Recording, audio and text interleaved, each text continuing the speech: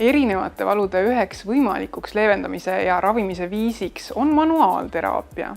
Mis see on? Confido manuaalterapeut Toomas Proovel räägib ja näitab meile lähemalt.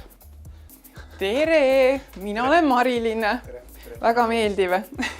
Tulen siia oma õlaprobleemiga. Mind on juba mitu kuud vaevanud valud ja selline kangustunne õlas. Mu töö on istuv ja põhimõtteliselt hommikust õhtuni veedan arvuti taga. Et oleks tore, et kui see lõpuks see vaevus kaoks. Jah, selliste vaevustega pöördutakse minu poole päris tihti. Kõigepealt tahan, et te pöörate seljaga minu poole ja vaatan kõigepealt, kuidas asend on. Ei tee seiske nii nagu peab, laske käed täitsa alla. Ja. Mis on manuaalteraapia? Manuaalteraapia on üks teraapia meetoditest, mis kasutab protsessi hindamisel ja raviprotsessis käelist tegevust. Me hindame, teeme teatud teste kätega ja samas sellele järgnev raviprotsess. Raviprotsessi sooritame ka käeliste tegevustega, käeliste meetodite, käeliste võtetega. Nii nagu nimigi ütleb, on ladinakeelest manus tähendab käsi, käeline tegevus. Millised on tervisemured, millega inimesed jõuavad manuaalterapeudi juurde? Peamiselt tulevad manuaalterapeudi juurde inimesed, kellel on probleemid, vaevused või valud, mis on seotud lülisambaga. Alaseljavalud, ülaselja, kaelavalud. Et see on nagu peamine probleem, millega inimesed meie poole pöörduvad. Kuid iseenesest manuaalteraapia ei hõlma ainult lülisammast, vaid see hõlmab kogu meie liikumisaparaati, kui kuuluvad siis erinevad liigesed, näiteks õlaliiges, põlveliiges, puusaliiges kui ka hüppeliiges. Kas manuaalteraapia sobib ka lastele ja eakatele? Manuaalteraapia tegeleb nii lastega kui ka eakate inimestega.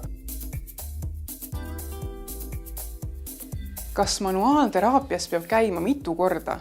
See oleneb inimese probleemi seisukorrast, situatsioonist. Mitu korda inimene peab raviprotsessile tulema. Et piisab ka tihtipeale ainult ühes korrast, aga suure tõenäosusega peab inimestega tegelema 3, 6 ja kuni 10 kordust. Aga see on täiesti individuaalne. Ja ei tee muud, kui püüate abaluud suruda selgroo vastu. Ja täpselt. See on väga õigesti tehtud, väga ilusti. Laseme taas järgi ja uuesti. Ja kui on võimalik, siis tõstab ka pea kergelt. Jällegi tohi ära unustada abaluusid. Abaluud peavad olema võimalikult fikseeritud selgroo vastas, mida tihtipeale ära unustatakse ja täpselt. Mitte kuklasse ja see kõik on selline õppeprotsess, mida peab kogu korrigeerima, et inimesed neid harjutusi teeksid võimalikult õigesti. Millised on väärarvamused, mis on levinud manuaalteraapia kohta? Mis väga paljusid ehmatavad või tekivad sellist hirmud juurde, on see, et seostaks manuaalteraapiat rahvakeeli öeldes kondipäänajaga, et nad öeldaks nende kohta kondipääna. See tekib alati inimestes hirmu, nad hakkavad kartma, pelgavad, et seal tehakse haiget, aga me ikkagi lähtume sellest, mis seisundis inimene on, mis seisundis on see probleem, kas on tegemist vaevusega või valuga, mis on hästi värske, akuutne või on tegemist probleemiga, mis on juba pikaaegne ja nimetatud krooniline. Et seoses vale asendiga, kui me väga pikalt istume, muutub ka rühiasend väga palju. Aga meil on ka võimalus selliseid abistavaid seadmeid kasutada.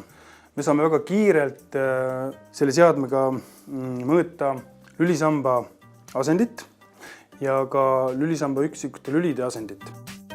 See kohe annab täiesti tunda. Lihased on töös. Muidu ju ei tunnegi tavaliselt, et me ei saa aru, et kas oled lihastega midagi ette võtnud selliste tavalisemate harjutuste puhul. See ongi see hästi suur erinevus, see, et need harjutuste puhul eriti. Harjutusi leitakse hästi palju internetis, hästi palju antakse neid brosüüre kaasa, me näeme seda visuaalselt, aga kui me hakkame läbi tegema, siis me tegelikult ei tea, kas ta nüüd läks õigesse kohta, kas ma teen seda õigesti, see on alati tavaliselt inimestel hästi palju küsimusi. Kui mõni koht hakkab tunda andma, tasus kohe pöörduda spetsialisti poole. Nii on paranemisprotsess kõige kiirem.